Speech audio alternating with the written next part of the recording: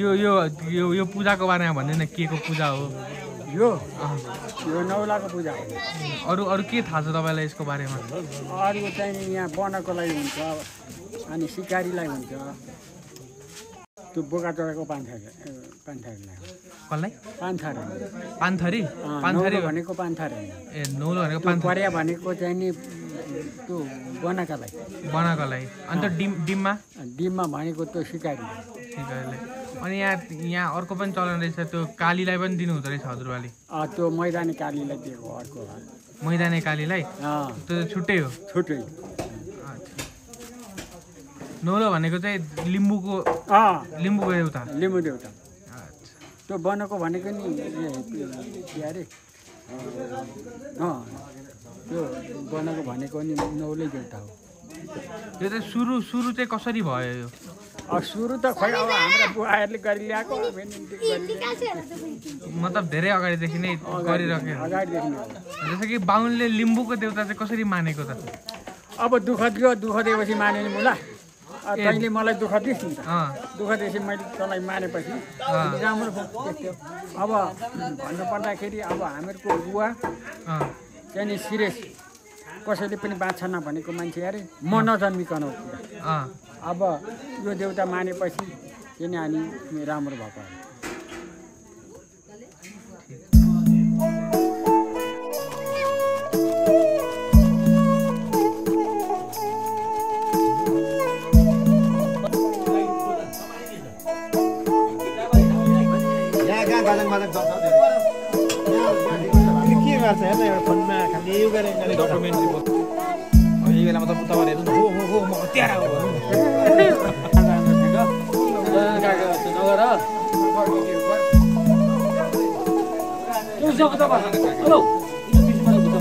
एउटा कान्छी किचन भन्छ कि यो चाहिँ कान्छी किचन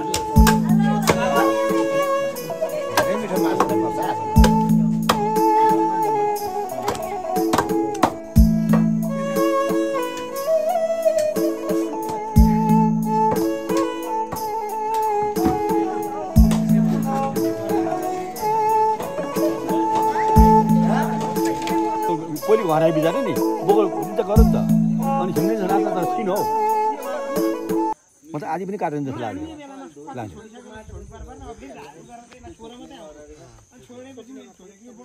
पहिले कस्तो हुन्थ्यो अरे ठुलो भाइ यो पूजा पहिले कति बजे? 8 बजे घरमा जान्थे सुरु हुन्थ्यो अनि 8 बजे गएर त्यहाँ केरा पास साथ सबै बनाएर गरेर एक बत्थो नानी खाएर सुता अनि यो मुला पुग्दैन्थ्यो एक बत्थो पहिलेको जमानामा चाहिँ फेरि घरका मान्छे मात्रै भयो सकिहाल्थ्यो। 1.5 किलोको 3 किलोको पाछी हुन्छ नि त पाछी ठुलो हुन्छ तपाईँ अनि फेरि मिठो पनि हुन्छ बजिएको कति बुझ्नुहुन्थ्यो कि अब त जाने पाछी पराएदेखि सकेको पाछीमा हुनुपर्छ नि त सम्मान निकाल्दैछ बोका खोज्नु भएन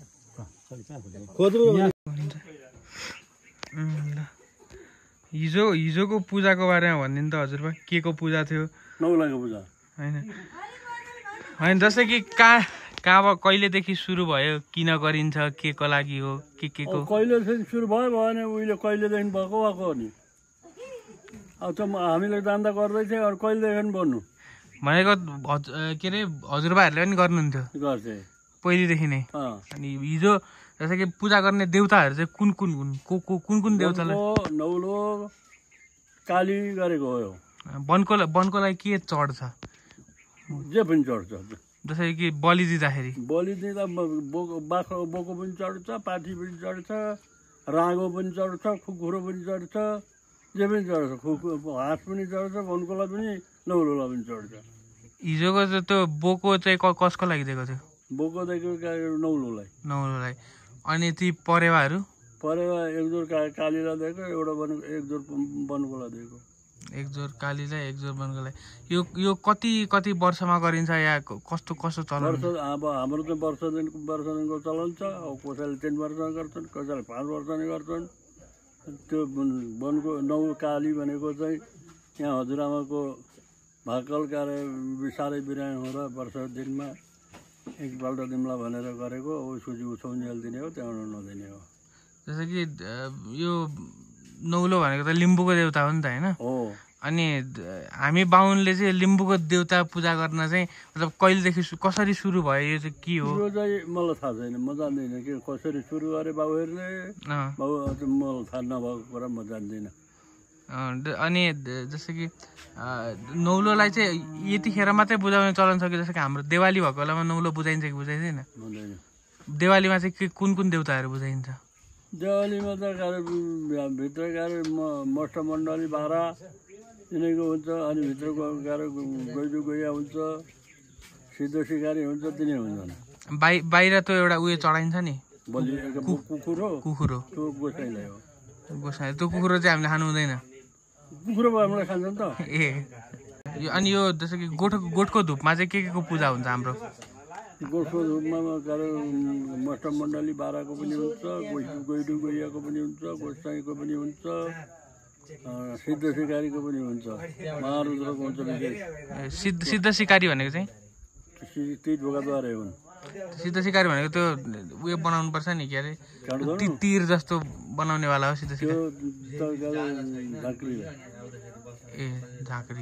झाँक्री हुन्छ, के अरे अर्को लामा हुन्छ। जस्तै कि हाम्रोमा 5 ठाउँ देउतालाई धुप लाइन्छ नि त होइन?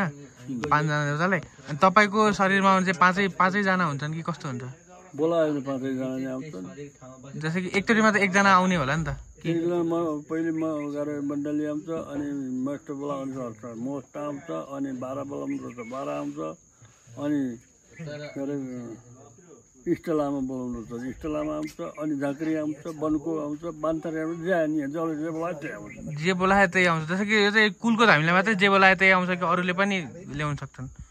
कुल आउँदैन, अरू थोक आउँछ। अरू थोक चाहिँ आउनु सक्छ। अनि जस्तो कि यो वायु, यो जागित्रोहरू भनेको चाहिँ के हो? वायुको म जान्दिनँ के हो त्यो जागिर। त वायु लडी झन्डी बगी मारेका, डडी मरेका, अपत्य परि मरेका त्यस्ताको मात्रै हुन्छ। त्यो हाम्रो छैनन् पनि।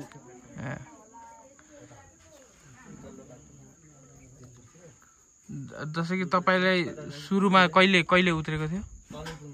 मलाई काम सुरु आएको 28 साल। अनि त्यतिखेर जस्तो कि तपाईँलाई कुल नै आएको भनेर चाहिँ प्रमाणित चाहिँ कसरी गरियो त्यतिखेर? कुलका धामीहरू जाँचेर। त्यतिखेर हाम्रो कुलमा नि धामी थिएन? त्यहाँ कसरी जाँच्ने चलन चाहिँ कस्तो हुन्थ्यो?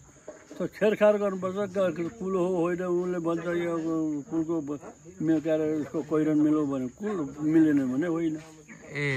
अनि के अरे परीक्षाहरू पनि लिन्थे, यसो गर उसो गर भनेर? एकचोटि भन्नुभएको छ नि तपाईँ कहाँ गएर पानी खाएर आइज के भनेर भनेको थिएँ भनेर?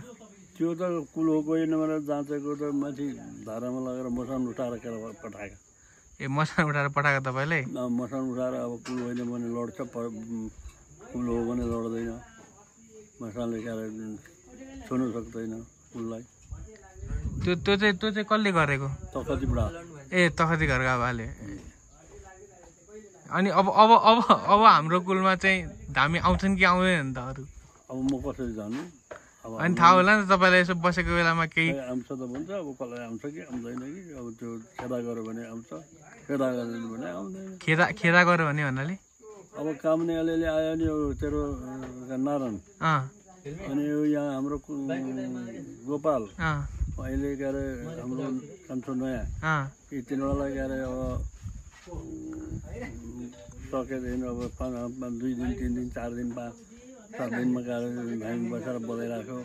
त्यसले पहिरो ल्याउँदै गऱ्यो भने आउँछ न? आउँदैन। त्यो चाहिँ जस्तो कि तपाईँले चाहनुभयो भने अहिले त जस्तो कि राजु काकालाई आइरहेछ नि त होइन?